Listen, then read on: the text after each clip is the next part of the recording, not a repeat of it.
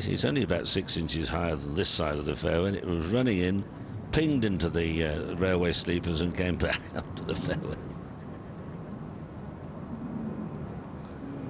I don't think he spotted that. He probably didn't see that happen. Just thinks it was the perfect layout. I suspect he still thinks he's in the ditch.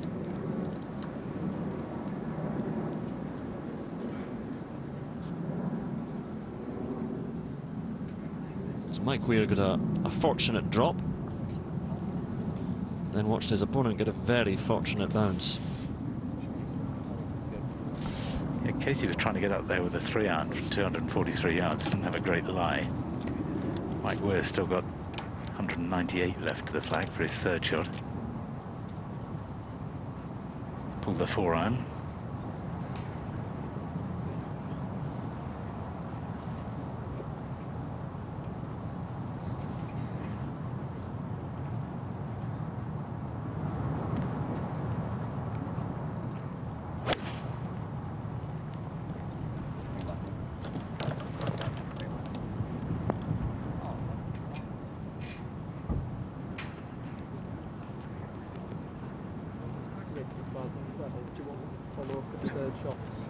It's a wonderful thing about match play is that the standard of golf does not have to be red hot for it to be intriguing and interesting, fascinating coming down the stretch.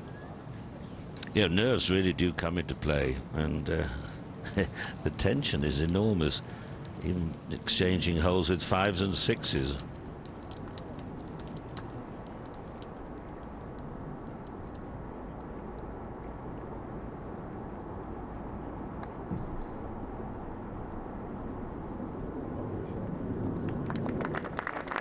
Look at that ball falling away. It shows you how severe the slope is there. The weight of the ball just taking another 2.5 feet away.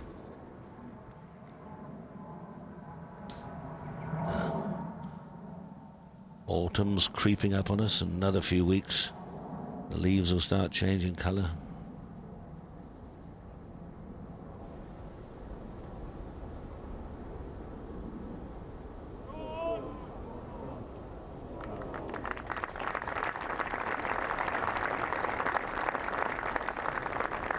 He's had to put up with all sorts of this hole, Montgomerie. Phone calls. Almost done a disservice by a marshal with a bit of rope. He may still win the hole.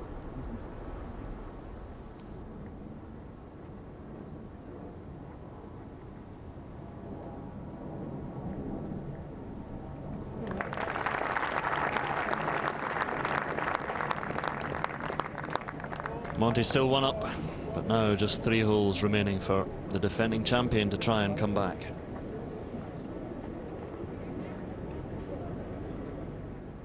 Casey trying to capitalise on his good fortune on the 12th. Third shot, the little low skidder is probably the one that's called for.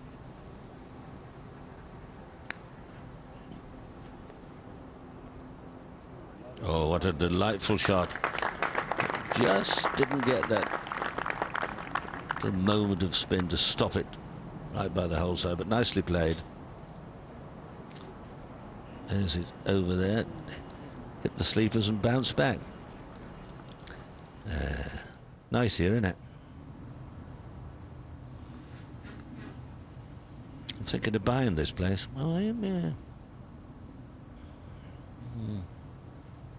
Add it to my portfolio.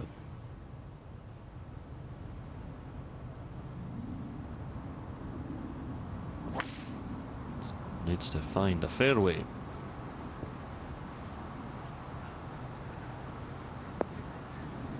Oh, steady. He's all right. Flirted with it.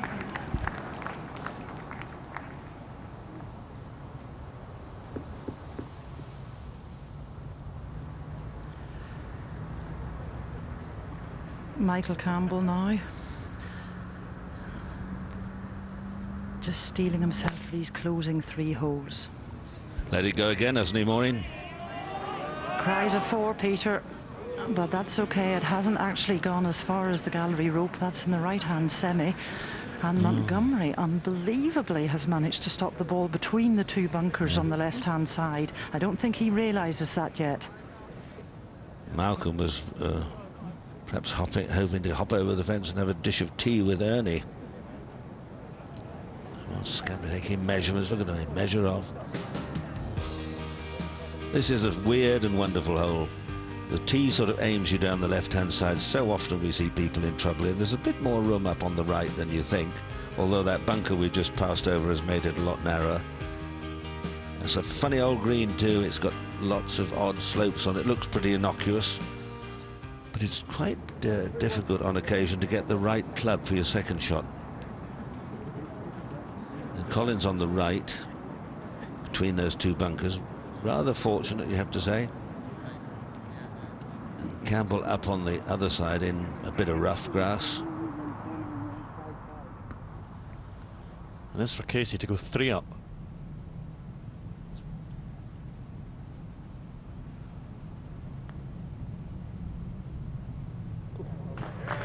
Right edge, but another putt drops, and he has this match now by the scruff of its little neck. Mike Weir not playing well at all. Good fortune at that hole though for Casey. Well, Luke Donald's facing a putt here to win a hole. 146 yards he had for his second shot. His playing partner, Sean McKeel, has raced his chip shot from the back of the green past. Very similar distance to this from Luke, but it's a quick putt, left to right. This to get back to 5 down.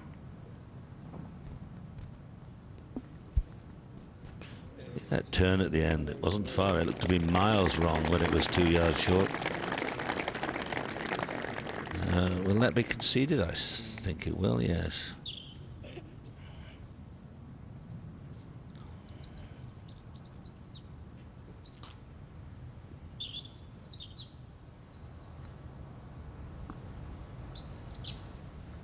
Casey's giving his big stick plenty of outings today.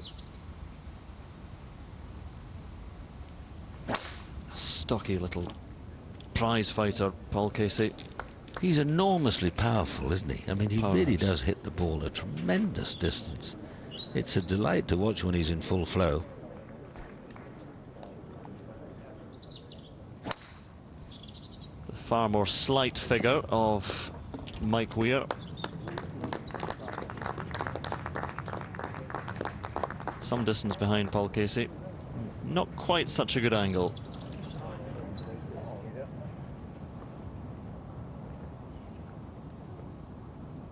Well, they're just striding down now with Casey in the driving seat, and earlier he told us his thoughts on how the year had gone. It's been a very good year. This is we don't have that many weeks left before the, should we say, the close of 2006 and before the next season starts up again. It's been a great year until now. I've reached a lot of my goals, and the game's really come along nicely. And I've got a chance to maybe get close to an order of merit this year, which I've never been in that position before. And to be chasing a good friend of mine, David, will be fun the next few weeks after the Ryder Cup. I've only got 3 events to really try and make some money in and try and catch him, which is a very, very difficult task. He's a long way ahead, and he's if he stays fit and healthy, then he's an incredibly difficult player to beat. So it's going to be fun. You know, I'm relishing the challenge, and I'll give it all I've got. It's nice, isn't it, when you go to work and it's fun? How many people, I wonder, can say that? I really enjoy what I do. It's fun. Colin Montgomerie? Well, there you are. David Howe, Paul Casey, there they are sitting 1 and 2. 300 odd, 300, oh, was he 300,000 ahead or whatever?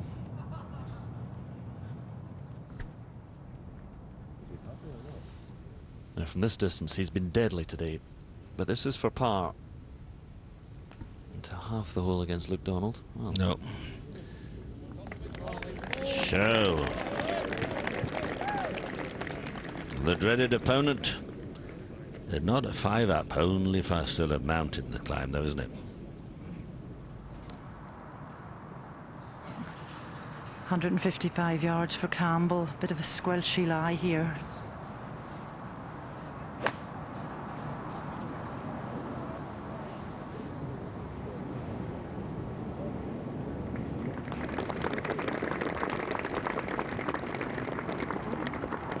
Well, Montgomerie deliberated long and hard over that shot. He was between the bunkers, and what he doesn't realise is that he's actually holding up the traffic that comes across here, and it's Ernie returning from the school run with his kids.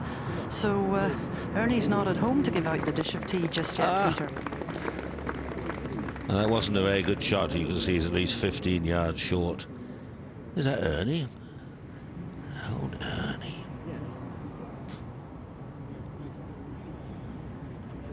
Ernie on the school run. I wonder if he's going to go over. Oh, he's not.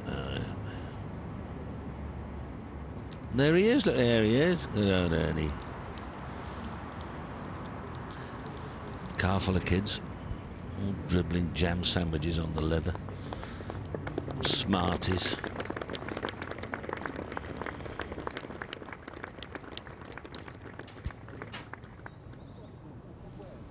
Very strange for Ernie, seeing the quarterfinals of the World Matchplay taking place, and he's busy. And he's not taking part, yeah. He's got a lovely home, which I've been into many times years ago when it belonged to the Abrahams family, who were then the owners of Aquascutum, a fine clothing firm.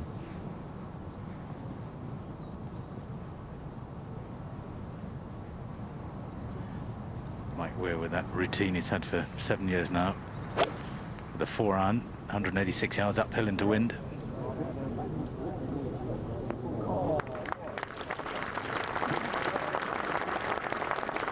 Perhaps he's starting to find his swing again. He needs to find it very quickly. 3 down.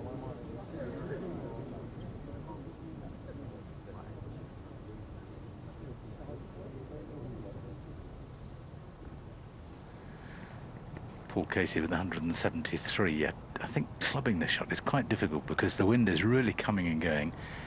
It is uphill. They can't see the base of the flag, certainly. Suddenly it feels very still just at the moment.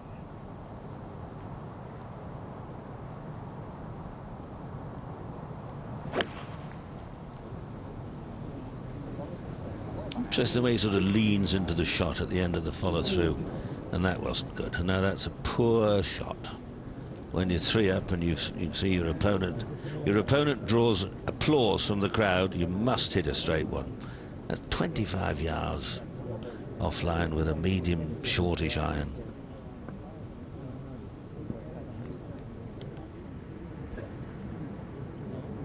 Monty for birdie at 16, and he'll have that for par.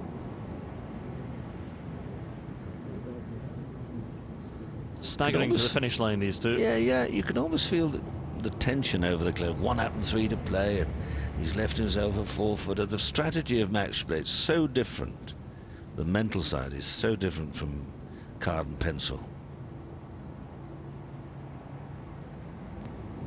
Asking a lot for Campbell to hold this putt, although we've seen plenty of this distance hold, but if you have a bit of charge at it, he could certainly go as far past as Montgomerie is short.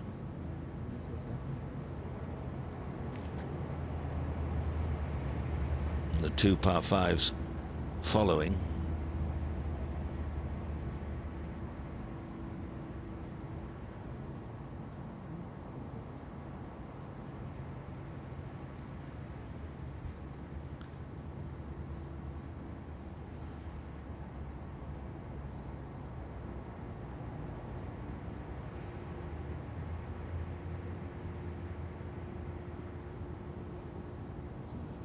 Good putt. It's just drifting. Save 4. Work for Montgomerie to do to halve the hole and stay ahead.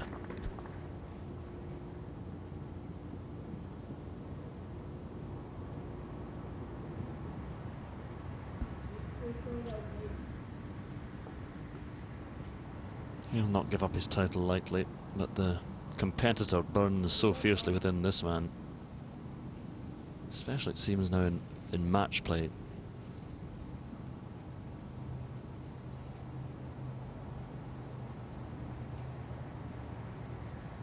There's our man Matthew, the cameraman there nearest to us, one of the great characters on tour. Monty strikes it, and right in the middle.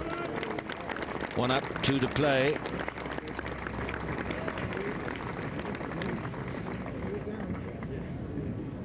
Made hard work of it.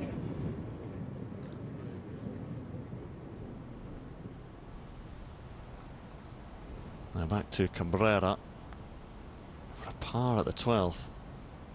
And that's an ugly bogey for a man who hits the ball 3 counties and beyond. That's 2 sixes he's had here today. Carlson is 2 up. Carlson goes back to 2 up.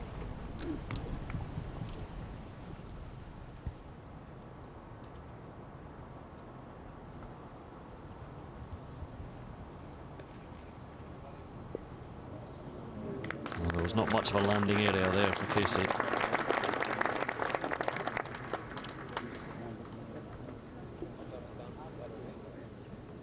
Hello, he's got his little travel. Here he is. Well done, old Fettler. Are you enjoying it? Just nod if you are. Are you? Yeah, well done. Brought your sandwiches? Yeah, good man. Well, you drop up here later and have a pint with us. You look as if you need a bit of sustenance.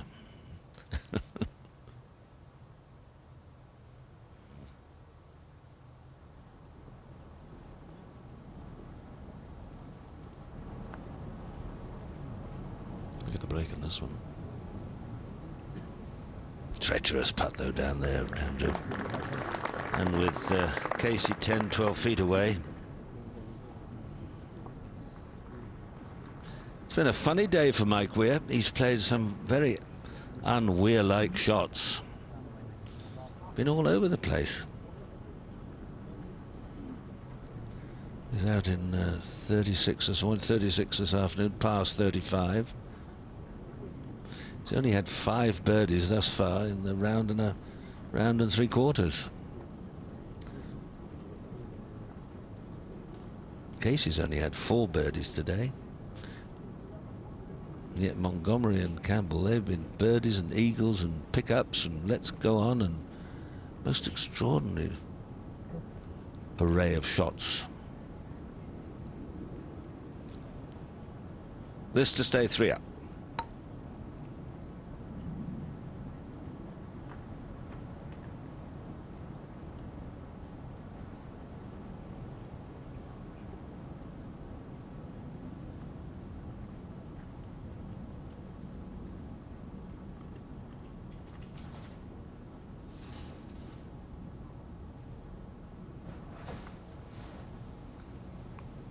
Chap with the phone has dropped back a couple of matches. Such a lot of noise round here. It's a very claustrophobic feel in and amongst the trees, with huge crowds rattling around. Well, you got the traffic noise too. The A30, which is still a very, very busy road, is only 100, 150 yards away, and the aeroplanes going overhead.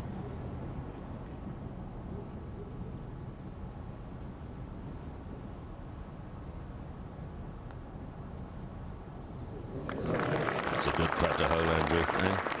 He's a very the extraordinary thing. I like watching Casey play, but he is remarkably inconsistent.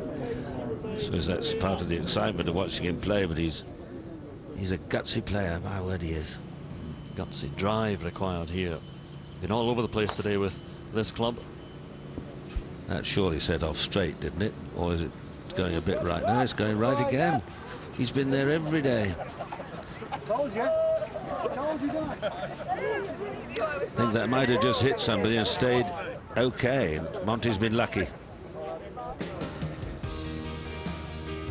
Well, it's the camber of this drive, which is now a long way back. The tee extended good 30 yards, 610 yards, but it all falls away to the right, down the left half of the fairway, and open up the green. 2 huge hits to get on. Luke Donald got on yesterday. Downhill from about 120 yards out to the putting surface. No bunkers. Don't really need them. It's a mighty hole now, but most of the danger in the drive. Well, Montgomerie's off the fairway, but okay.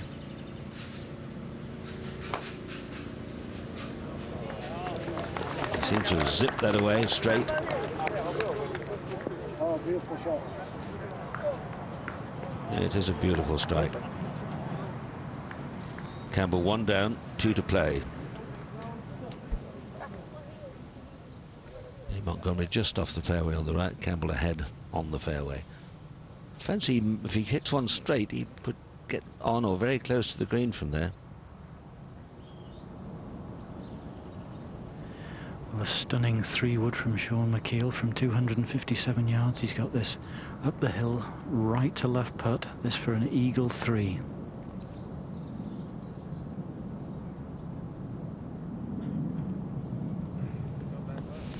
Well, Tiger Woods was saying last night that he never got the pace of the greens. That's why he struggled. One of the main reason why he struggled yesterday. McKeel's discovered the pace of the green. He said, well, yesterday wasn't too good, but he was not far out yesterday. He's been spot on today. He's rolled the ball beautifully. Well, I think Lady Luck has been slightly favouring Montgomerie in this match. He actually hit a spectator on the back of the hand. That stopped the ball careering into the trees. Got an OK lie, able to launch that forward with his 3-wood. And to catch the rough. Yeah. If you're lucky enough to get it a low runner and it gets on line, it's quite steeply downhill and you can gain another 40 or 50 yards. Steady now, steady.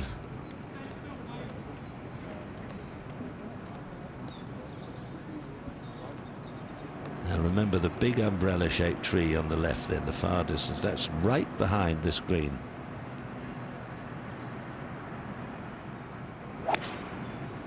Now that could be good. No, he overdid it. Got a bit of run through the rough there, did well. That would have been on the green, well on the green if it had hit the short grass.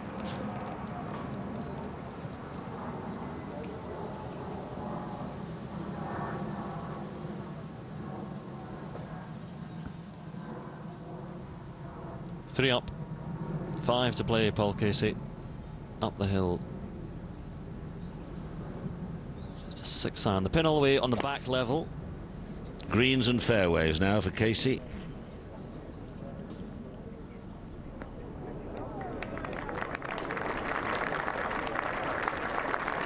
Just gone a yard through, just up against the fringe. You know, you won't need your putter. I think you may need a different club.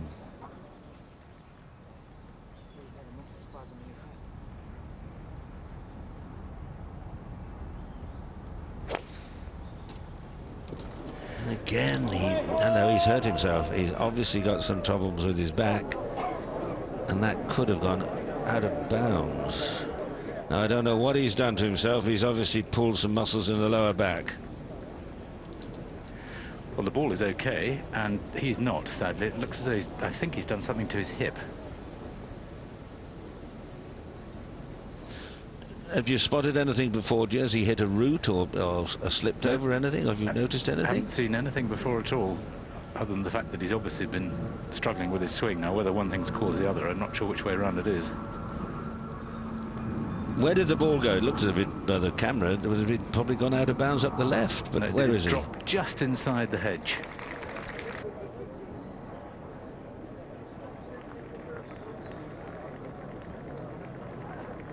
Casey being kindly asking if he'd like to walk in. I think they will be shortly.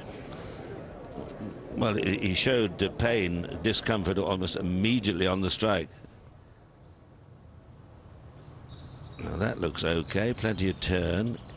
Hits the ball, that's then suddenly, ow.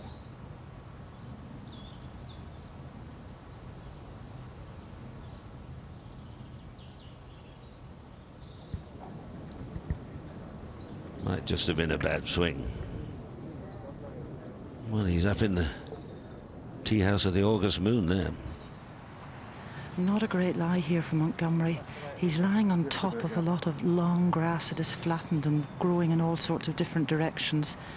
118 yards to go. Difficult to control this. No worse than a 5.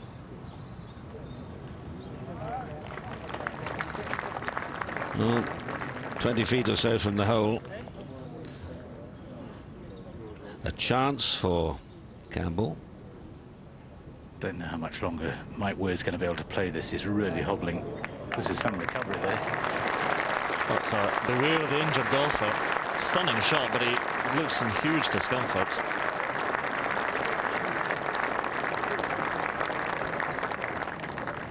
Well, the tour have an excellent physio unit. which has been going for a number of years now. Sponsored by Red Bull, and it's a superb facility. And one of our senior producers recently retired, John Shrewsbury. His son Jonathan was one of the physios and miracle workers who were there for many years. They work wonders on these guys. If Campbell wants to get back on even terms here, or even win this match going up the last, you feel he must get down in 2 here. He's played some delightful pitches on the way round. One more needed. He's going to throw this halfway to the pin, let it run out.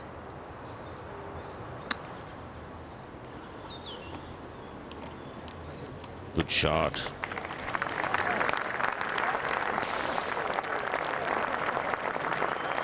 And that'll do for a 4, I fancy. He's hanging on to his trophy for dear life. That was a very well judged shot.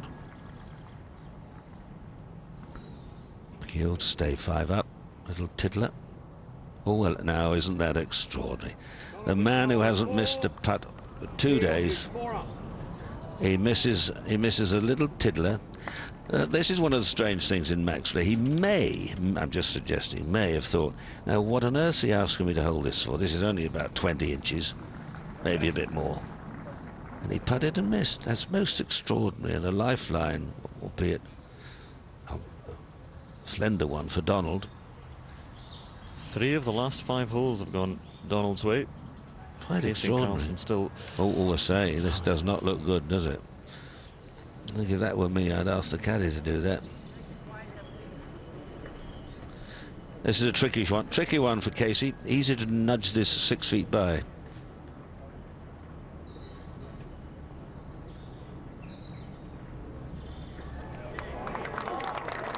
Sweetly done. No, see, it's gone. Even that has gone a yard by.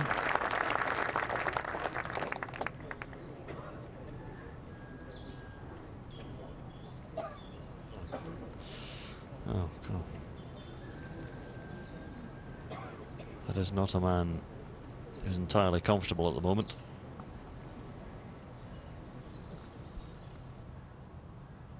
Sympathetic spectators looking on. And we're obviously in discomfort.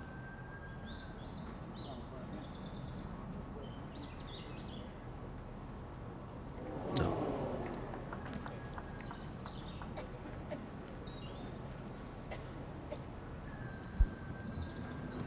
Well, Montgomerie hasn't really held anything of any great length this afternoon. This must go in for a 1/2 and 4 uphill.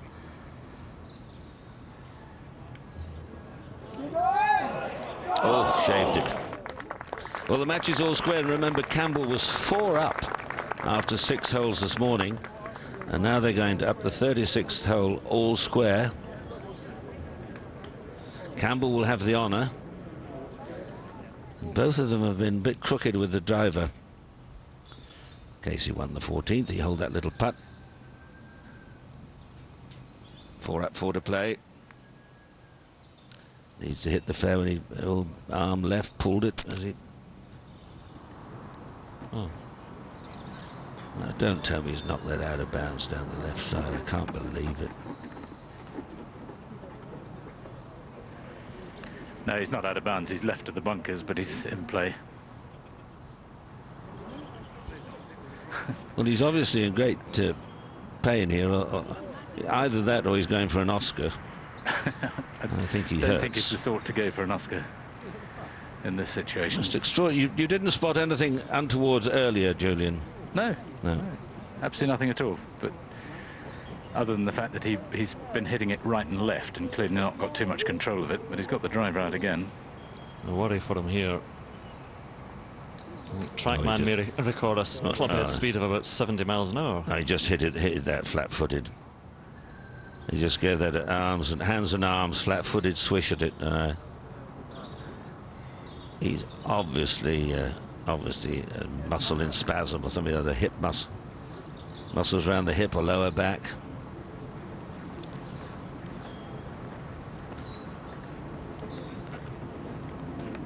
That's disappointing.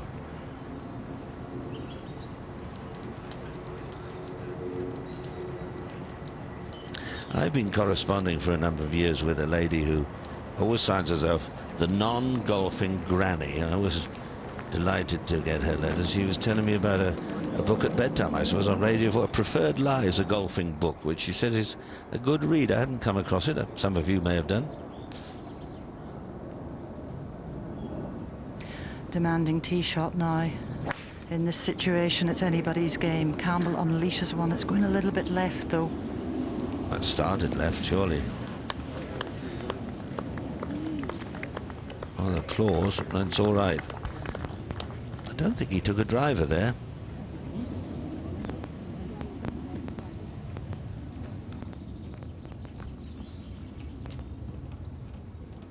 Not quite so much danger in this drive left and right, but we've seen plenty of players through into the 2 bunkers in the distance there, just above Montgomerie's head at the moment.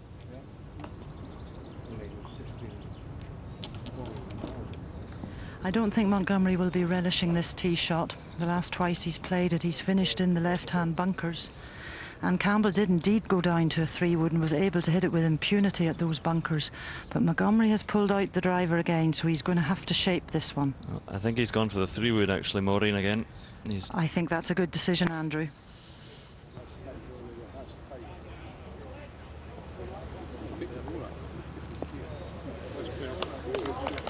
Sensible play. So much at stake, and he can get up from there, closer to the green than Campbell.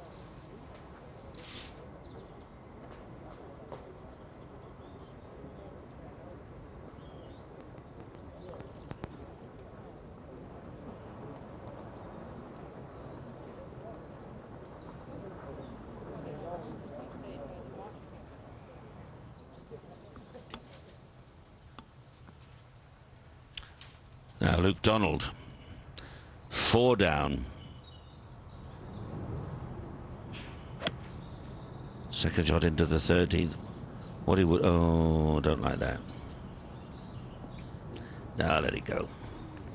What he wouldn't have given for a couple of birdies, a couple of quick birdies, and then get into those final few holes with against what would then be a shaky opponent. McKeel now looking to hit the green. That looked a good, clean, straight hit. No, he's going to be the back of the green. Now that's not a cinch to get down at 2 from there. So strange as it may seem, Donald in the bunker may well have the easier shot. Okay, so we thought he was in all sorts of trouble down the left, but as Julian says, he's not too bad at all, and he's playing against a man who's swinging half pace and hobbling his way around. Well, he's doing his best to help him. He was pretty well where Montgomerie was earlier.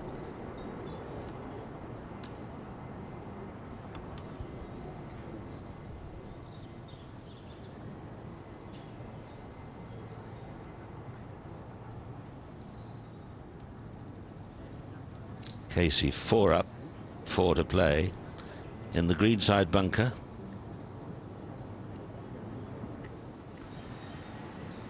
Oh, Campbell's in trouble.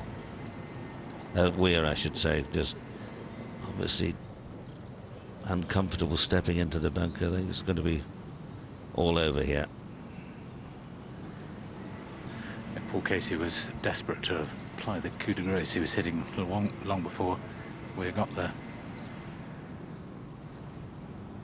He's got a 7-iron here. I think he's looking to lay up, probably. Well, he's just sort of pushing it through one-handed. Misses the ditches, but finds another clumpy bit of grass, still 60, 70, 80 yards from the flag.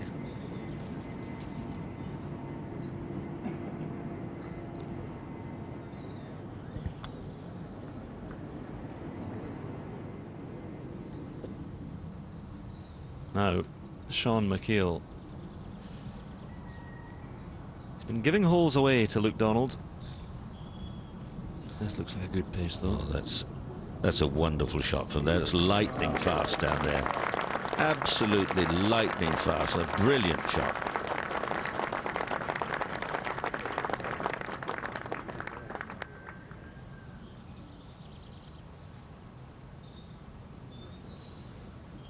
Now Luke Donald has to get down in 2.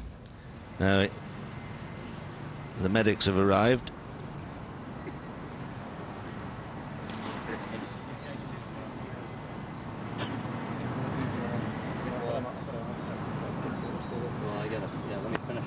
Mike's just explaining to the medics here that as soon as he bends over, he just feels everything jar, grab. Said something about he's got to finish. Question of whether they could just give him some Nurofen or something. Don't think it works quite as fast as that, does it? Michael Campbell, 242 yards, taking his time to settle over this. The wind has just sprung up again. And it's a key shot, obviously. Feet above the ball, it's not easy for him, this. And as he looks down towards the green, all you can really see are 6 new bunkers that have been added in the space of the last year. So it's a very, very small-looking target. Thank you, Maureen. I've been rejoined by Ken Brown. Andrew Cotter's having a little break now as he prepares himself to view this shot from Michael Campbell. Little bit below the feet, maybe slide away if he's not careful. Whipped into it very quickly. Pulled it, yeah, straight in the bunker. Not too bad if it's not plugged, but Colin Montgomerie needs a good, straight, clean hit, Ken.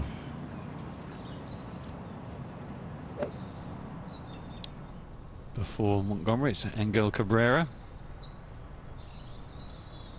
to win the 14th. Oh. Colin. High, is it straight? Is it left? Is it straight? It left, pulled it. Oh, same bunker, I fancy.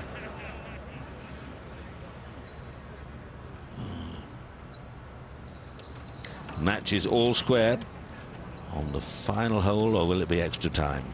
36th hole of the day. Campbell early on this morning was 4 up.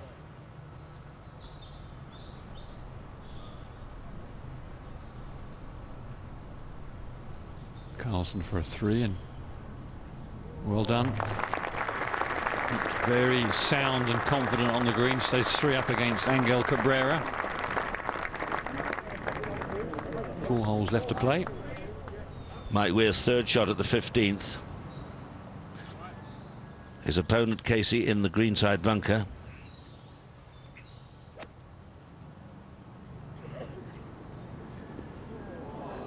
Oh, a lucky bounce, but perhaps he deserves a bit of luck. There for 3. Casey in the greenside bunker for 2. Here he goes.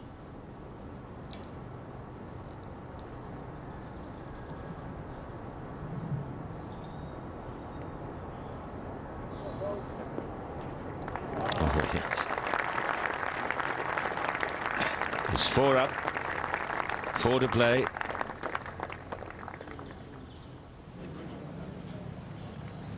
Now the 2 players in the first match, Campbell and Montgomerie, match all square, both hit left of this 18th green into the sand. Now have they been, oh look at that. Well, one player will mark. I suggest it'll be the, who will play first? The one perhaps nearest out. I don't know, maybe it'll all be smoothed out, the ball replaced as near as possible. That's what happens in situations like this. It's all very carefully marked out so that you try and recreate the situation. But I fancy well, it won't make much difference when the time they've raked it all and placed them back again. Monty's the left ball. Campbell the right ball.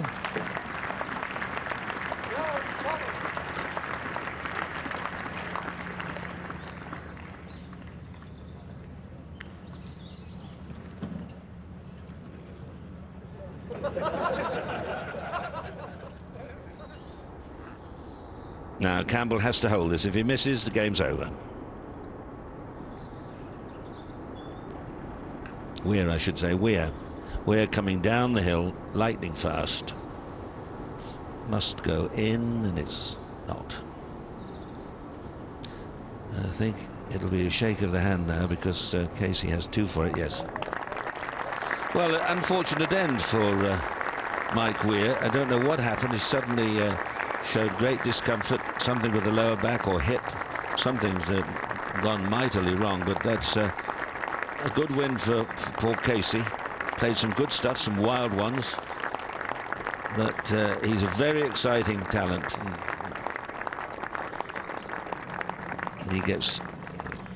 And he will play the winner of this match, Campbell and Montgomerie.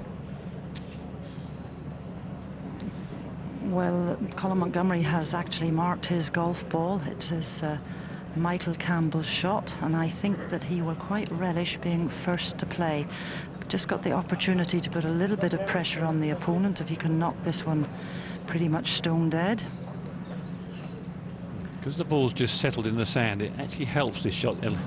Allow him to hit it in a bit lower, and it should run a fraction more. Well, he's giving it a big...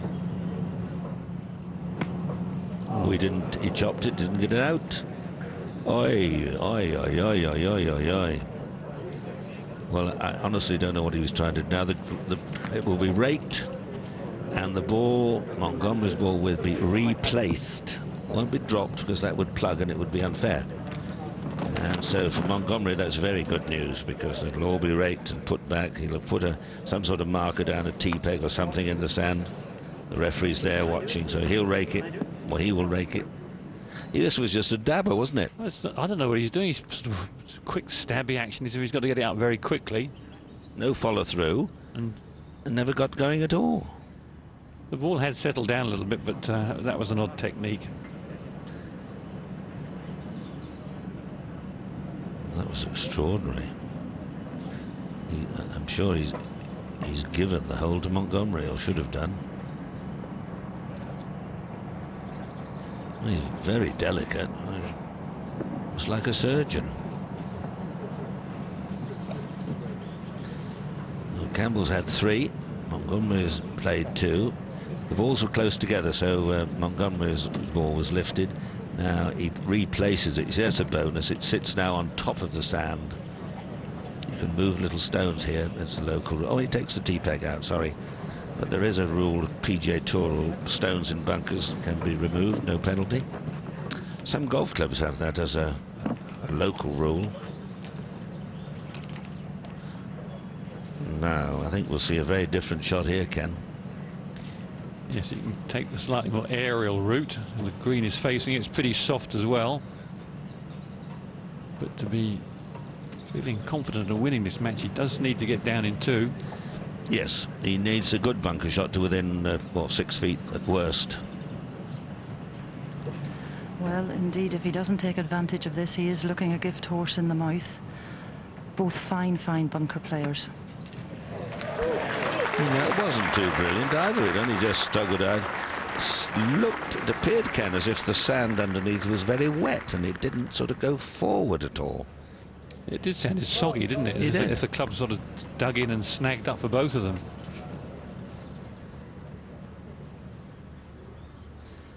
Well, he's put no pressure on Campbell. If Campbell could get down to 2, he could still get a half. Luke Donald from the bottom level at the 14th. He's 4 down, and it's reducing to win it. Oh, ooh, that was a bit wild and woolly. That's a better attempt by Campbell now, but obviously the texture of that bunker was not easy. These are 2 fine bunker players, and not any startling shots out of those 3 there. Just by the way Campbell reacted, as if there's a lot of sand in there. Give it a big gouge. Wet sand, yes. Yeah. They certainly looked to play the harder shot. I would have thought the open face and the follow through and long swing and just cut underneath it was the shot there, but they both went for the stabby one. Well, this has been a sorry tale so far for Sean McKeel. His tee shot pitching into the slope, running all the way back down. A pitch shot up to the slope and back down. This is for a 3. Up the hill, right to left. Oh, well, does that tell us that Luke Donald's race won by when he might have had 2 putts to win the hole? Well, that's not dead yet. Oh, well, Donald needs to hold this one, otherwise he'll rue this mistake.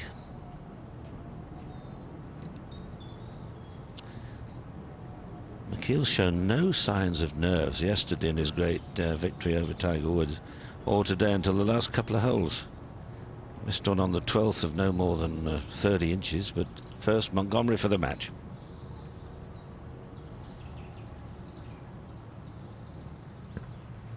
Slow, sluggish one. You can see him with his practice swing, going to give it a good hit.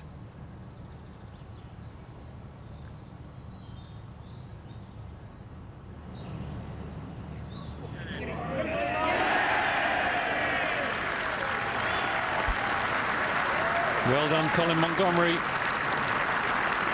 There was never much in the match.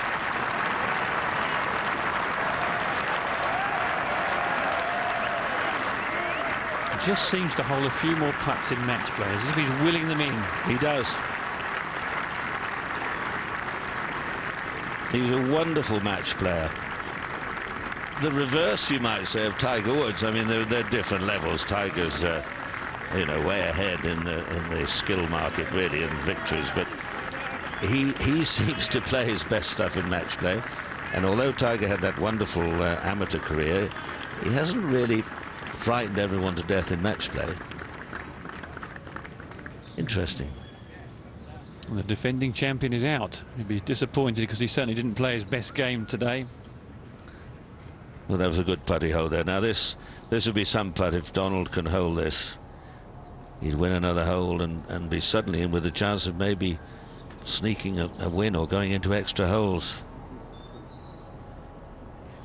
Bravely. Oh, no! That was a clumsy first putt from long range. Bit heavy-fisted. You two looking a little weary. Nothing's found the bottom of the cup. Stand still, folks, please. Stand So still. if McKeel nudges his in, he'll be 4 down with 4 to play. Cabrera at the 15th, but too wide. Just look where this is ending up. That was a par putt, almost going around in a circle.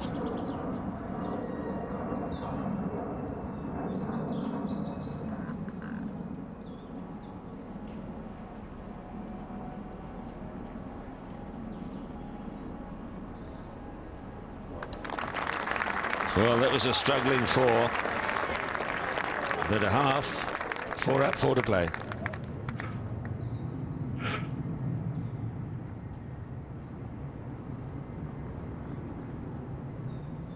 This is for Carlson to win the match. There's a glimmer of hope for Cabrera. Carlson makes a bogey. But over the last hour or so, Cabrera's been ragged, to say the least. He got cross with himself.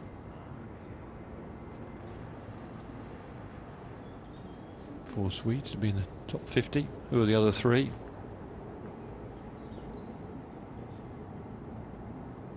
they are: Stenson, Carl Peterson, who plays most of his golf in the US, and Johan Edwards. But the one who's had the most European Tour wins, Robert Carlson, with 7. He'll be in action next week.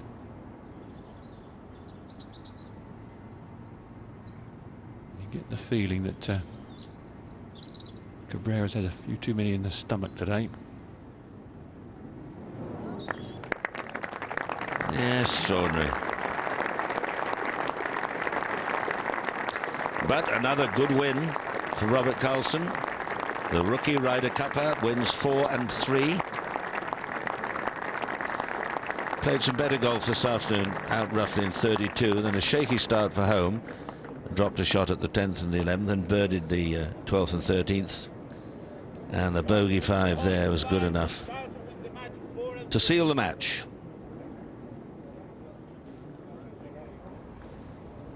See how Luke Donald addresses the ball out to the heel, see where the ball is in relation to the face, and then he hits it out the middle.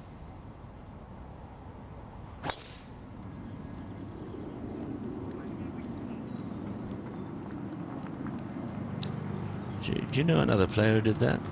Kel Nagel used to do that, and Neil Coles. Both wonderful players. Used to sort of address the ball in the net and they just move the club forward. Yeah. Fuzzy Zeller was another one. His wasn't even addressed on the face. That's right. Yeah, he did.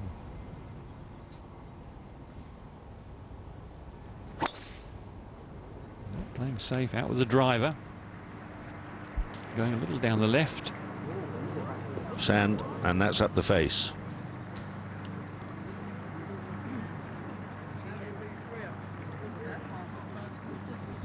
Oh, Luke Donald will be very disappointed that 3-putt, although he was a long way away at the 14th. So Colin Montgomerie wins by 1 hole. He went the whole distance, 36 holes. Casey 5 and 3. A very exciting game, but Mike Weir injured at the end, which or some sort of problems. Either hip or lower back muscles gone. Carlson's home 4 and 3. And just that match out at the bottom there. McKeel and Luke Donald. And, well, Donald's a glimmer of hope for him at the 15th. He's in play and McKeel's in the bunker. So a 4 might win him the 15th hole. And then who knows? 3 birdies to finish with. It's been done plenty of times before. Could take them into extra time. But the odds are stacked very much in McKeel's favour.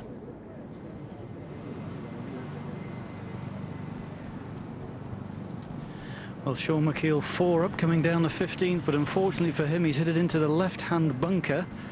Too far close to the face, so he can't reach the green in 2. Luke Donald, as we expect, right down the middle of the fairway, but Luke obviously has to win these next 4 holes.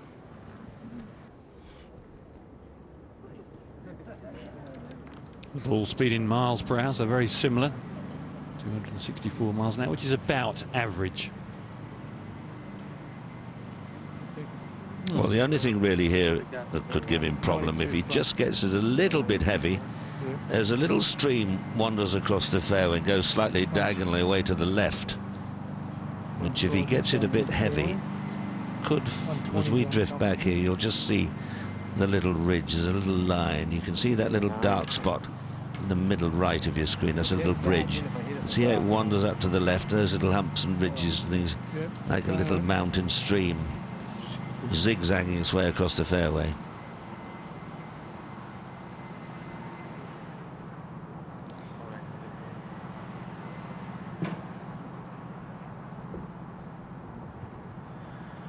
Well, Sean McKeel's 209 yards away, but he is far too close to the front lip of this bunker to be able to get the distance.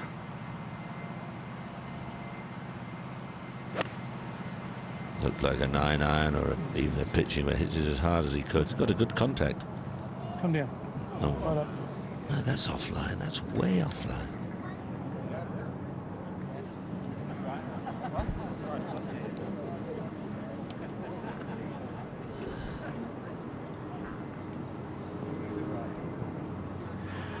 Well, Luke Donald, 206 yards into a freshening wind, pin back on the right-hand side, but all he needs to do is to get this on board the green.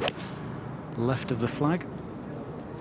He's smiling ruefully as he pulled it a bit. Safely on, but again, a long way from the hole. Uphill right to left putt.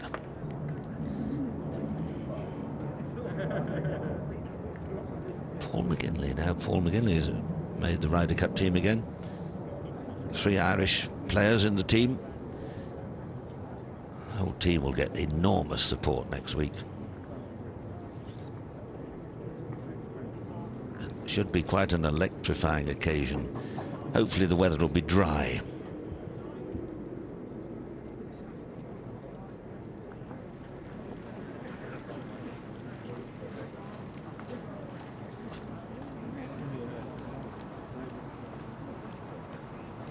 Players bound to be a little bit leg weary. Sometimes you start to miss-hit the ball when your legs get tired.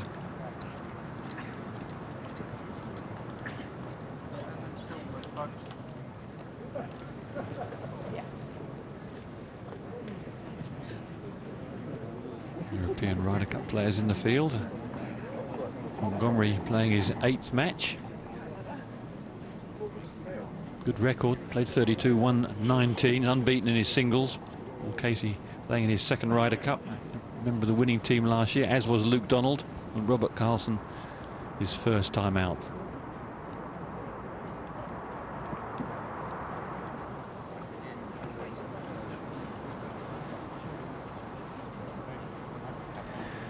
Well, the ball of Sean McKeel is lying in the trodden grass from the spectator, but he was very lucky there. Second shot hit the trees and came back toward the middle of the fairway. Leaves him with a shot of around 100 yards over the greenside bunker on the right. Unfortunately for him, the branches are overhanging, but not enough to affect the flight of his ball. So he's got a good chance of pitching this somewhere near and making a 4.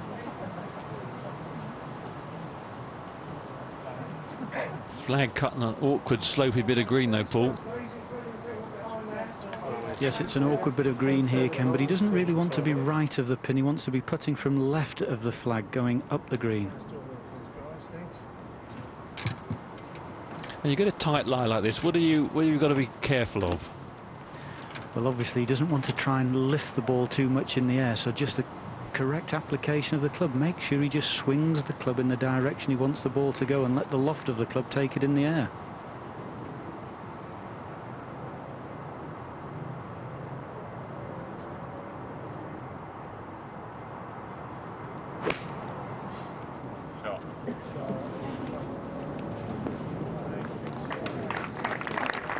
A little bit of caution in it, but it is left of the flag, as Paul suggested, and up the hill the putt.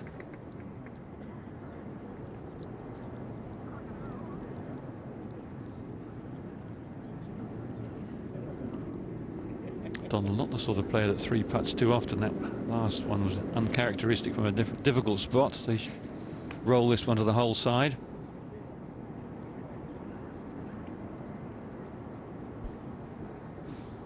Yeah, but having 3 putted the previous green, these things can prey on your mind. It wouldn't surprise me if he came up short with this one.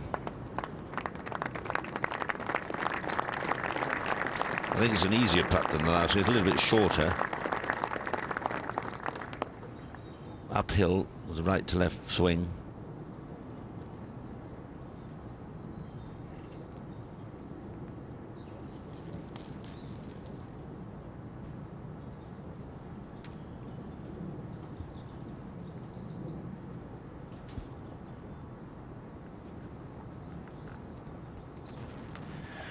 Well, Luke Donald here. Big right to left swing on this putt going up the hill. Putted beautifully so far with the pace of the putts, just not quite had the line this afternoon. Really, he's got to think that he has to hold this. He can't just go for 2 putts, because then Sean McKeel would have a putt for a 4 and the match. Luke 4 down with 4 to play. He's got to give this plenty of ground to the right.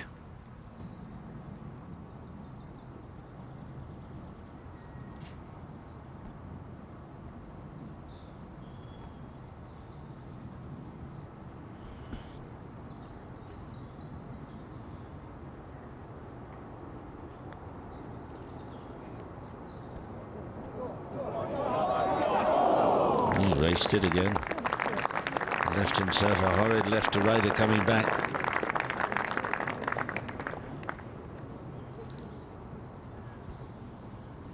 Well, it'd be rather sad if he three putted and lost it to a 5. Keel's got no pushover putt for his 4. Certainly left himself a little rascal coming back. Horrid putt.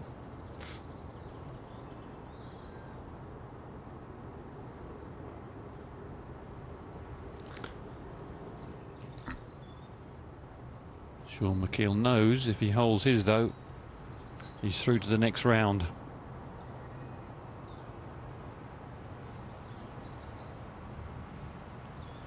Luke Donald had to have a go at his, but he has to expect Sean McKeel to hold this. This is for the match.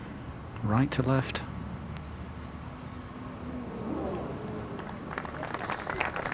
Well, you make an interesting point, Paul, but I'm sorry I can't agree with you. He didn't have to go at that one. If he misses it now, it'll be very sad, because McKeel was at least 8 yards away, 20, 25 feet away. Certainly no cinch. And you have to work on percentages, and to be left with a 5-footer with 4 inches of borrow left to right downhill, speedy. I mean, all our thoughts are with him, but he's left himself a horrible putt, and all credit if it goes in.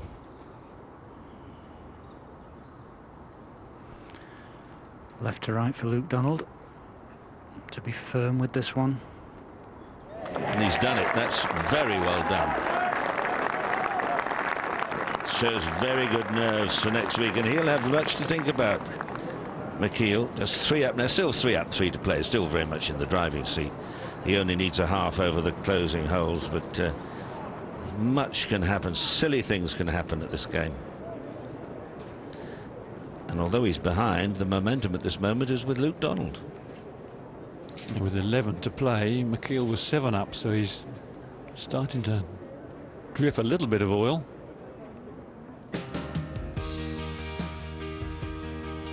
It's a fiendish little 16th. It's caused a lot of problems over the years. It's just a short par 4. 2 bunkers headed up the right-hand side. Slight dogleg from right to left. Most players did a 3-wood off the tee to this fairly generous green, with the bunkers guarding all the way down the right-hand side. But the pin at the back of the green today, on the back left side, and the amount of spin the fellows are getting on it, difficult to get the ball up to the hole. Here's the flag position. Back left. Don't want to go over the back either. It's difficult to get down in 2 from there. Well, we've seen plenty of 5s here over the years, Ken, but at this moment Luke Donald must be feeling that he requires a 3, but no worse than a 4. And then if he could squeeze a couple of 4s out of the final 2 holes, so the players ahead, Campbell, Montgomerie, they couldn't get 4s, the 17th or the 18th. Well, Colin got a 4, and he got down to 2 from the bunker, so it's not a pushover to get 4s at the par 5, 17th and 18th. That's the situation if you just switched on. Colin Montgomerie beat the defending champion Michael Campbell by 1. He will play Paul Casey in the first of the semi-finals, who beat Mike Weir 5-3. Weir damaged himself somewhere in the closing stages of the match, either muscle spasm or something in the lower back. Carlson, Cabrera, they had a scrappy old game, but it was exciting stuff. A good win again for Carlson. A red button tomorrow. Remember, those of you that had that sort of service, the golf will be on the air about 10 o'clock in the morning. It's very important that Luke Donald finds the fairway. If he gets it away 30, 40, 50 yards, middle right. But this is a very awkward line off this tee, and we've said it many times that the tee appears, well, it doesn't appear, aims left, and lining yourself up is not the easiest thing in the world.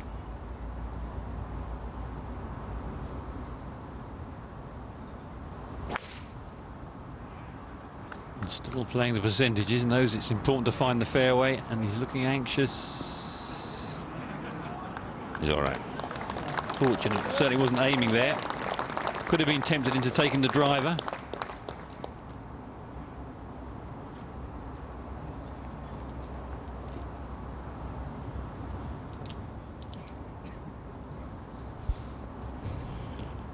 McKeel struggled on this back 9. He got a par at the 10th. Took 5 at the 11th, did not get his birdie 4 at the 12th. Then he got a par. Then he's dropped shots at the 14th and 15th, bogeyed both of those.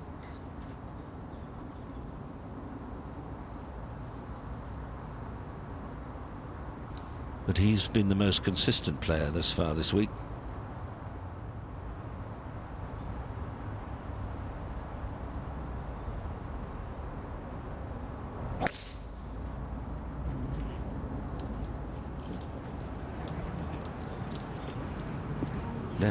Left. Oh, looks as if he's been lucky. Could just be able to stand with it, but the ball below the feet, awkward, slightly awkward. Is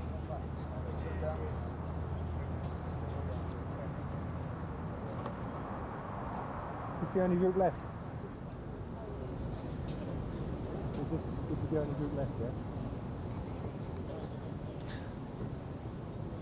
And then it was time for tea. Pretty brave to bring the kids out, eh? Don't you think? Look at that. They're very dexterous, these women, aren't they? Look at that. She's got clothes and rockabye. Actually, Mum looks a little bit tired. She does look a little bit tired. Well, listen, I've got to watch the golf. Oh, he's got the buggy. Very brave. You must be lovers of golf to bring little toddler along like that, but the baby seems to be happy enough as long as he's getting his grog. I know a couple of people like that.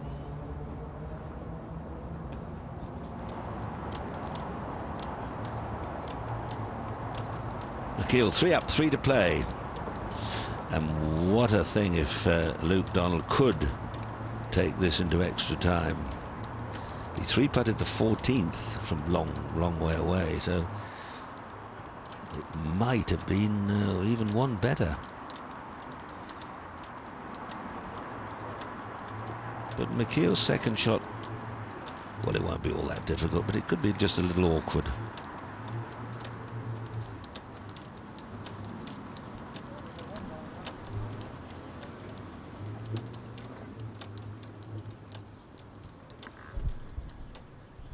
Well, as Peter was saying, Sean McKeel is very, very close to the edge of this bunker. He's got 153 yards to go, but it is definitely going to affect his stance. I would imagine his heels may be overhanging the bunker and having to grip down the shaft of his 7-iron that he's going to need to hit the ball onto this green. Who's first to play? Sean McKeel will be first to play.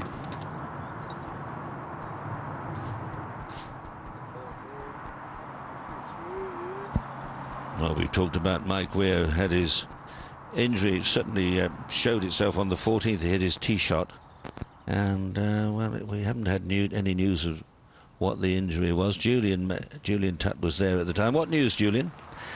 Yeah, I had a quick chat with him, and it did definitely happen on the 14th. So just coming into the ball and a tweak, and that was that.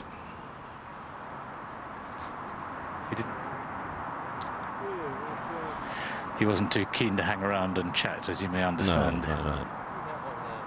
Well, here's McKeel's one. You can see it's awkward. It's not difficult. It's just awkward. Got to get settled, bend the knees, take enough club, swing quietly. This is one of those silly ones that if you think the other way, take a big club and smash it. All sorts of weird things can happen. He's got to he's in the driving seat. He's got to play for the middle of the green, maybe a low runner. Lowish one that pitches on the front and does not stop.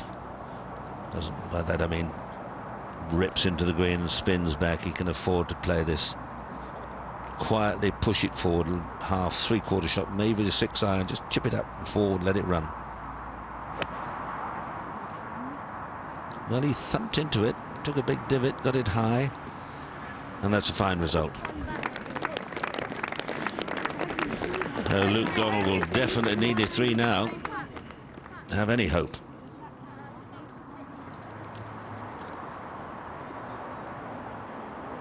Good for you, John. Oh, yeah, put that back.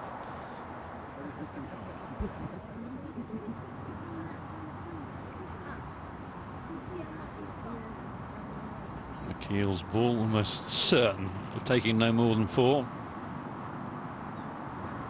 Luke's got 134 yards to go into the wind.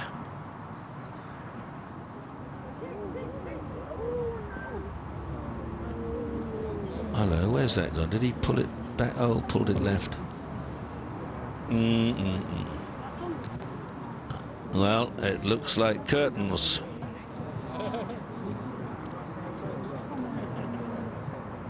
Got the right distance, but just pulled it. Similar shot he hit to the 15th, and you just get the feeling the legs aren't quite coordinated with the rest of the body. Defending champion and family move away. Now they they have a home Brighton way, don't they? That's why they may be off down there.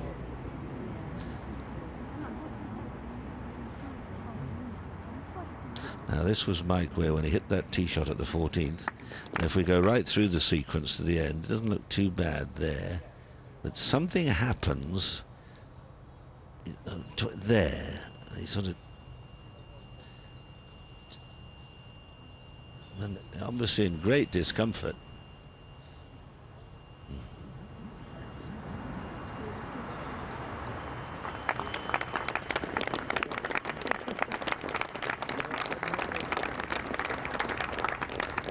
This is the only match left out on the course now. And the winner of this match will play Robert Carlson. So 3 of next week's Ryder Cup team are in the semi-finals. And we're bound to have one of them in the final, and that one will either be Colin Montgomerie or Paul Casey.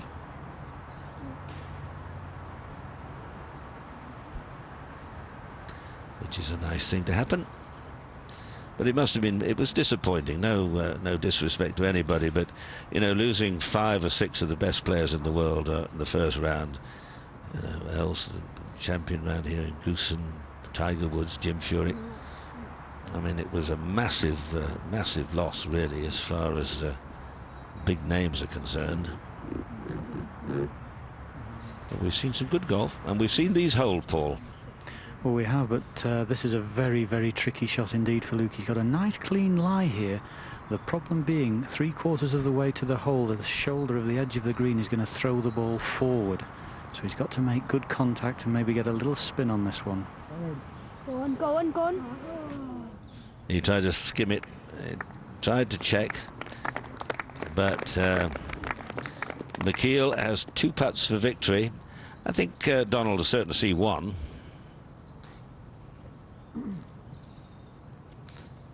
No, he doesn't. Well, that's interesting. I thought he might have just seen 1 putt. You never know. But McKeel wins, and Donald put up a brave fight, a little untidy by his standards. Only 5 birdies today for Luke Donald. Sean McKeel had a good round this morning, out in 31. Home in 34, had around about 65 this morning, out in 33 this afternoon, and he had 4 5s coming home, up 3 5s and a couple of 4s. Not so good coming in, but good enough to take him through to the semi-final against Robert Carlson. Montgomerie, that was a ding-dong battle he had with Michael Campbell. Went right to the last hole. Casey and Weir, oh, they were ding-dong as well. Casey playing some spectacular stuff, also a few wayward shots, and Mike Weir, strangely by his very high standards, was not directing all his drive straight. He's usually such a very fine straight hitter. And Sean McKeel's out there, and so is Paul Eales. Over to you, Paul. Sean, well played. You must be delighted yet relieved at that result. Oh, I am. You know, Luke played he really played well for 32, 33 holes. I mean, he just, early in the round, the first round, he just didn't make any putts. But I think he only made 1 bogey, giving himself par here for 33 holes. I think that's pretty good round of golf. I played well. I think sometimes it's difficult when you have such a big lead. Because I started, it wasn't that I played differently, but I played just a little bit more conservatively into the greens, particularly with my club selection. And I made a bad decision on the 11th hole and should have hit an 8-iron, just come up short, and then I missed about 2.5 footer. But you know, those are the things that you got to do to close the matches out. You got to play smart, and you got to make those putts when the guy forces you to make them. Fortunately for me, I played really well this morning, and I still hit the ball well. But you know, if you miss a few shots, particularly in the fairway bunkers, you just can't advance the ball. So I paid the penalty there too. For all that good play, you seem to have the pace of the greens. You putted beautifully, particularly this morning. I do. I think I kind of struggled on the greens on Tuesday, my practice round. And I think Tiger did as well yesterday. But I think I'm a pretty good judge of pace, typically, as long as you're not leaving yourself those, you know, putts up over the ridges. But, you know, short of making a few more birdies on the back 9, I'm really pleased with my round. And that win over Tiger must have done wonders for your confidence.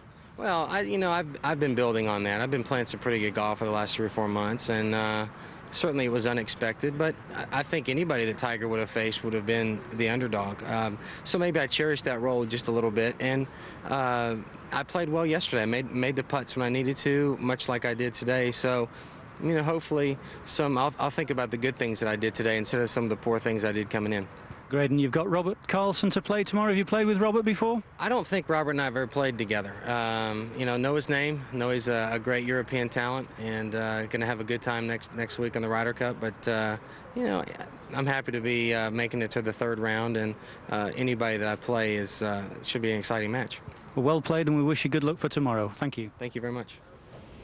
And there's confirmation of tomorrow's semi-finals. We've got an all Ryder Cup European team line-up in the first of them. Colin Montgomerie, who won this championship in 1999, against his teammate Paul Casey, who will be turning out at the K Club next week for the second time in the Ryder Cup. And it's Carlson against McKeel, as Sean was telling us just a few moments ago.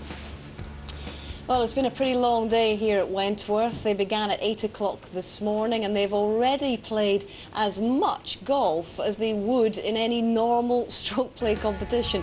4 rounds already.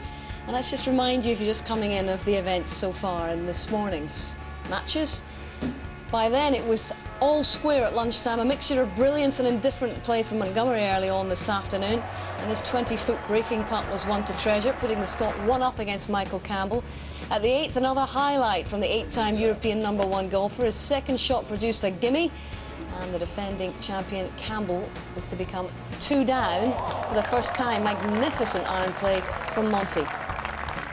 Well, the former US Open champion can never be counted out. Aided by yoga sessions in the evening, Campbell's stamina began to tell, and by the 13th, this birdie had completed his comeback. All square now, and the prospect of a grand finale. Intriguing stuff at the 14th, as Michael Campbell putted from a bunker en route to a bogey. Monty's birdie at the same hole tipped the match balance in the Scots' favour once more. But Campbell wouldn't give up. He took it to the last, and this was the mistake that really sealed it in Monty's favour, leaving the ball in the bunker at the 18th, and that really did hand it to the Scots. Monty successfully getting up and down from the same bunker, and the match won in dramatic fashion. 1 up for Montgomerie, the first time since 2000 he's made it to the semis, and Campbell, the defending champion, is out. Very good-natured match. Colin Montgomerie, another tentative, nerve-wracking contest there. You know, you haven't paid a green fee. You don't have to play 36 holes every day. Do I not? You're trying to tell me, huh? God, 4 down after 6 this morning. I was 4 down after an hour. I was 4 down, but people got out of bed. I don't know what was going on, and then I managed to do well this morning. The last 12 holes this morning I did very well to get back to level. That's what won me this game, and then hung on. You know, I was never down this afternoon, which was important. And we both hit reasonable shots in. The wind didn't take it. It was supposed to be left to right at the end, and I got lucky at the end because I was about 2 inches closer to the hole than he was. And I'd have probably done exactly the same as he did. It was a very, very heavy bunker, and we didn't know it. So he had the first shot and, of course, left it in there. I knew by that stage what to do, and I hit it slightly harder. But I must admit, that was a good putt. Yeah, I think that's an understatement. You had some scintillating irons, which we expect from you, yes, but a few uncharacteristic wayward tee shots. Yeah, I'm not using my legs properly. I'm quite tired, actually. Quite tired. I've had a grueling season and grueling time, and I don't use my legs. When I'm tired, my legs don't work, and I've got to go back and do something, have a massage and a hot bath or something. But that's what I need to do to play Paul Casey tomorrow. I've got a job in my hands, obviously. You know, the length he hits the ball is always a great asset in match play. I'll be playing first into most greens, but I've got to play from the fairway, and if my legs aren't working, I'm not in the fairway. So I've got to find the fairways tomorrow. Well, you're still weaving your Wentworth magic, Colin, so best of luck tomorrow. Thank you. Thank you. Now to the second of our quarter-finals. It was all square in the match between Paul Casey and Mike Weir. 5 times Weir had forged in front, only to be caught by Casey. But this afternoon, the Englishman began to take a grip on the game. His approach to the 7th would yield a birdie. And this would give him breathing space at last. The spin on the ball, that's a gimme. 2 up for Casey. And that became 3 up, courtesy of this delicately played little chip to the 12th. Another birdie there. And things really did go from bad to worse for the Canadian. Mike Weir at the 14th. Looked as though he'd tweaked a muscle or jarred something in his back from the tee shot, and Casey would take full advantage to move 4 in front at that hole. And that effectively was that sad end to the match from Weir's perspective, and at the next, Paul Casey wrapped up an emphatic 5-3 victory. Paul, many congratulations. You played well today, and clearly Mike was struggling this afternoon. Yeah, I don't know what happened on 14 on the tee shot there. It was, you know, obviously I was 3 up at that stage, and then he he had a tee shot that peeled off to the left-hand side there, and Craig said something to me, Craig, my caddy, and I turned around and Mike was holding his back. So I think a muscle went or something. I'm not too sure what it was, but you know, it's a shame because I know I was 3 up at the time, but the pressure's always on, and you're never sure. You know, especially with something like Mike Weir, still got to close it out. So you know, happy with the win, but it's a shame it was that way. It's always difficult, isn't it, when you've had a big win the day before and you've played really well, to follow that up the next day? Yeah, it is. I mean, it's just like shooting, you know, when a guy goes out and shoots a low round like a 60, you know, something, nothing. Rarely do they follow up with another low round, and I think it's the same here, but it's 36 holes, so you just got to grind it out. And today was good, consistent golf. Didn't make very many errors, and I think that's really the key. You know, I mean, some of these guys out here are tearing it up. I saw Sean McKeel play some tremendous golf this morning, and he looks very, very good. But if you play consistent stuff and don't give any holes away, that's really going to help. It's becoming a real test of stamina now, isn't it? You get into the weekend here, and it's as much mental, well, it's physical and mental. You're right, and you know, with Mike today, I mean, who knows? It might have been something. You know, he's flown over. There might be a bit of jet lag, the blood not flowing properly, or something like that. It is very physical, and if the physical bit goes, the mental bit goes, and so it is survival of the fittest. And I think being physically fit is a definite advantage. Which you are. Thank you, thank you. But it's not everything. You still got to play the golf, and you know, guys cannot necessarily look fit, but they can be golf fit. And you know, just because the guy you know, doesn't have the rippling muscles doesn't mean that he's not an athlete. So, you know, some of these guys are sneaky athletes out here. Looking forward to tomorrow? I am. I don't know who I've got yet. Looks like a close match in front, but whoever it is, I mean, both of, I think I'm going to play them. Is it either Campbell or Monty? Is that right? They're both very good friends, and both of them are tough competitors.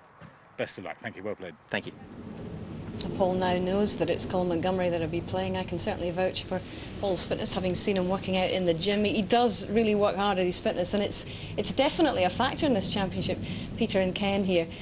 You know what it's like to walk 36 holes in a major championship when you've been out on the course doing the commentary, Ken. How much does it start to kick in after 2 days of this championship? It really is tough, yes, and particularly walking around Wentworth here is uphill and down dale, and it's a little soft underfoot, so it's extremely tiring. Just as Paul said, if you physically get tired, mentally things drift away. I think Luke Donald certainly felt the effect of that, and perhaps so did Mike Weir. He really did struggle up those last few holes. He was hitting some errant tee shots, and eventually Casey coming out on top. So, but it's always sad to go out when you can't just fight to the end. But when you look at this match tomorrow between Monty and Paul Casey, Peter, we've talked about the fatigue. Colin said it himself in his legs. How do you see this one going? Well, I'm sorry, I'm not being terribly facetious here, but I'm looking back to the time when dear old Harry Bradshaw, a great Irish professional, used to play. Now, Harry was about 5'10". He was 3 stone overweight with flat feet and the worst varicose veins in the world. And he used to play 4 or 5 rounds a day at Portmarnock, pulling a trolley when the American guests came. So he'd think 36 holes round here was just a doddle. They're supposed to be so fit now that they spend hours in the gym, they have their own personal masseur, and they're always tweaking things. And they're agreed, they're racehorses. They're not sort of dray horses anymore as we were. But Paul said something very interesting. They're fit for golf. You've got to have good feet, you've got to have good legs, and you don't want to carry too much avoirdupois. But on the other hand, I have to have a little smile when they say they're tired. The only people that are tired here today are the caddies. Those are the people that are tired. But I think tomorrow will be very interesting. They shouldn't be tired. They've got lightweight shoes, and they've got. Don't get me on that subject, because I think they're. I think they're much lighter and. But there were people used to. Bobby Locke was another one, hugely overweight, you could say. Peter Thompson was never an athlete. He never went running and jumping.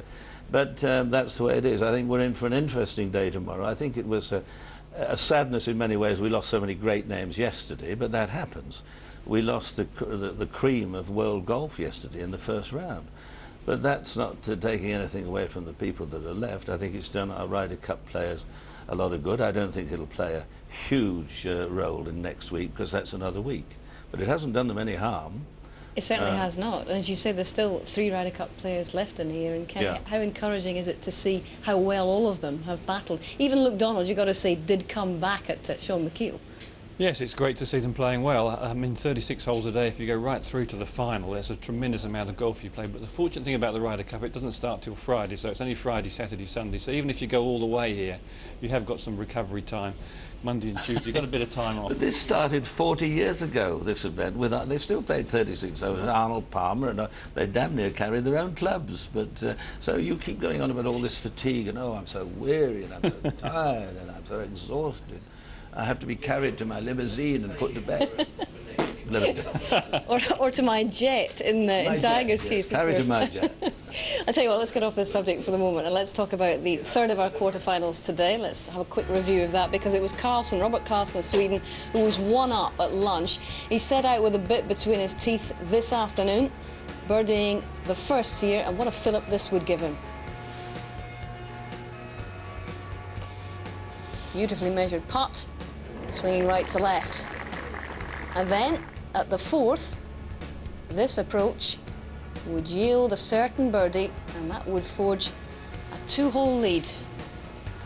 This was for eagle, I beg your pardon, even better. And the Swede would stretch his advantage at the seventh, daylight between himself and Angel Cabrera now, 3 up. And the Argentinian player really beginning to feel the frustration, just didn't get it going at all today. And Angel let us know all about it. So, an equally dispiriting end for the Argentinian rather, was to come with a bogey 5. Enough to hand Carlson a semi-final place. 4 and 3. Don't be around Angel this evening. Robert, another big scalp. It's been a couple of wonderful days for you. Yeah, it has definitely. Yesterday I played very good. Today I think both of us struggled quite a bit, both Angel and myself, but I managed to keep it together a bit better than he did, so there we go. It just seems to get better and better for you. It's been a wonderful year, hasn't it? Yeah, it has. Well, I'm just out here and trying to do my best, and things are really happening. I mean, it's hard to say. I mean, the feeling like how it felt today on the course, maybe a couple of years ago, I would have struggled a lot with my temper and stuff like that, and we definitely lost it. You've been unlucky a couple of times not making it into the Ryder Cup. You've made it comfortably this time. Is that very much on your mind now? No, not now. Definitely not now. Not this week. I mean, it's great. This week is definitely a separate tournament, and one of the biggest ones I'm going to play this year. So, and it's just an extra bonus that is match play this week, so it's a bit of practice for next week. But it's definitely, now this is the tournament I'm playing, and here's the focus now. There's that lovely incentive of £1 million first prize. Is that in your mind at all? Well, £1 million is so much money, so you can't even think about it. But I mean, you take one match at a time, and the days are so long, so you're just trying to make it as easy as you can for yourself, and then go home and rest, and new day tomorrow. Well, it looks like you're going to be playing Sean McKeel, who's had a couple of big days himself. It could be a real battle. Well, yeah, it is. And match play is a bit funny. I mean, yesterday I played extremely well, and today was a struggle. So we'll see what happens tomorrow. Best of luck. Thank you. Well played. Thank you. Yes, Robert Carlson will be up against Sean McKeel because it looked as if it was going to go Sean McKeel's way right from the off this morning. Overall, a quite brilliant round of 65. And it was sealed by this recovery from sand on 18. McKeel running away from Luke Donald at this point. He was 5 up at the halfway mark. And it seemed to be a question of when, not if, McKeel might cement his semi-final place after his relentless putting stroke produced his 10th birdie of the day. The former US PGA champion now 7 up on Luke. We were consulting the record books at this point, but to his credit, Luke held his nerve. He stopped the rocks at the 8th, 6 down. In fact, he did pull it back to 3. But in the end, it was only prolonging the inevitable. A brave effort from Luke Donald ended at the 16th. 4 and 2 to Sean McKeel. So we have Robert Carlson against Sean McKeel, and ironically it was McKeel who said he'd come here jokingly as the sacrificial lamb to play against Tiger Woods. And you've got to say, Peter, I bet he wishes he'd been in this kind of form just a couple of months earlier to get some recognition and perhaps even push his way into the American Ryder Cup. Well, he's a good, steady player, you see. The focus today is everyone must hit the ball miles and go for everything, and the game is played in loads of little cliches and things. I've got to do this, I've got to do whatever.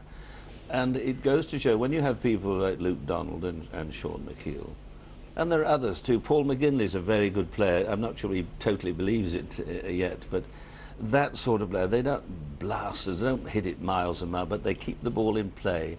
They've got a good head, they putt nicely, they play sensibly. They play in the mode of Peter Thompson, who was one of the best players I ever saw, won 6 Open Championships, it was from Australia years ago. And you play quietly, and there's an aura about them. Tiger has his own aura. It's majestic. It's been a privilege for me to see Tiger Woods play, but there are also other ways of playing. It's not all crash, bang, wallop and must go for everything, which is a bit of the way now, because there's another tournament next week. If I make a mess of this, I can go on and win. But it's that consistency, which Justin Rose, another classic example. He hasn't managed to play a good last round yet, but he's nearly there. Paul Casey is a wonderful player, lacks consistency. That may come, but he may continue to be the sort of vitriolic player that he is. You know, bang, bang, bang, a good week, then disappear for 3. I don't know. But it's nice to see a classy player with consistency, and that's the thing about Tiger Woods, a brilliant player. And every week he went for, I don't know, 2 or 3 years and never missed a cut. Amazing. Absolutely, remarkable player.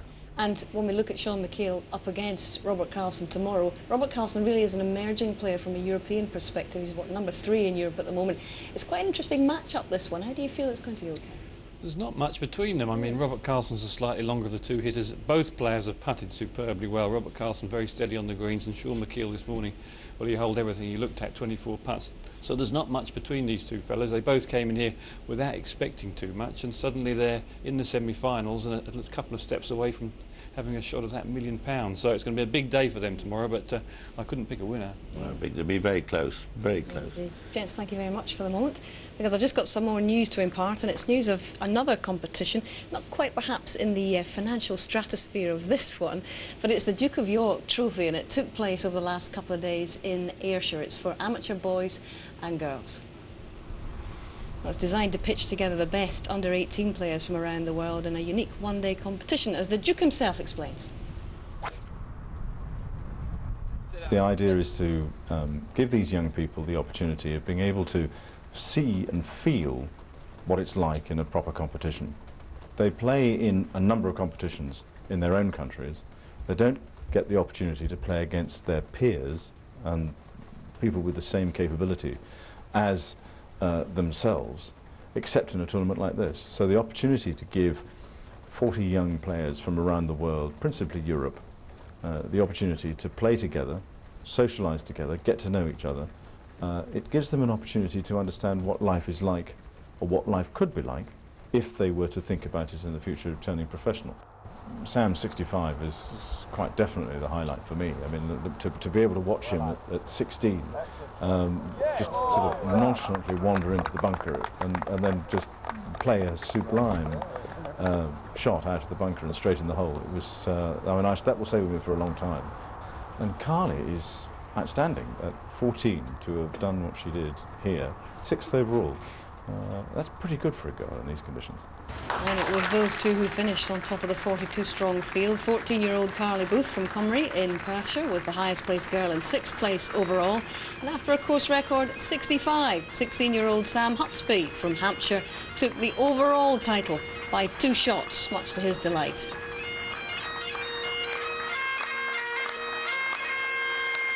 I played probably better first day than I did today.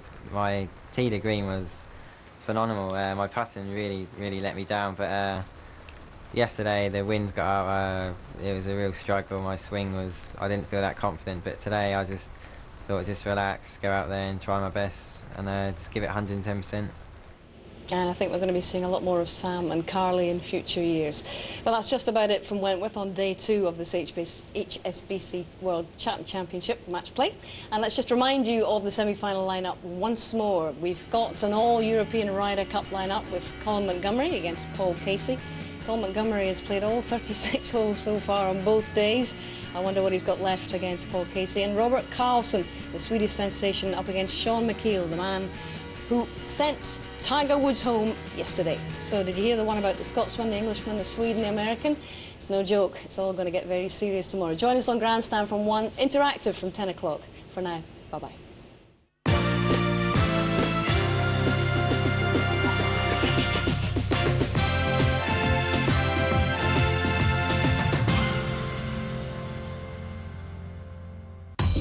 It's showtime next, and the grand final of Let Me Entertain You. We've loved the ping-pong juggler, the yo-yo boy and the human beatbox, plus the 13-year-old singing sensation.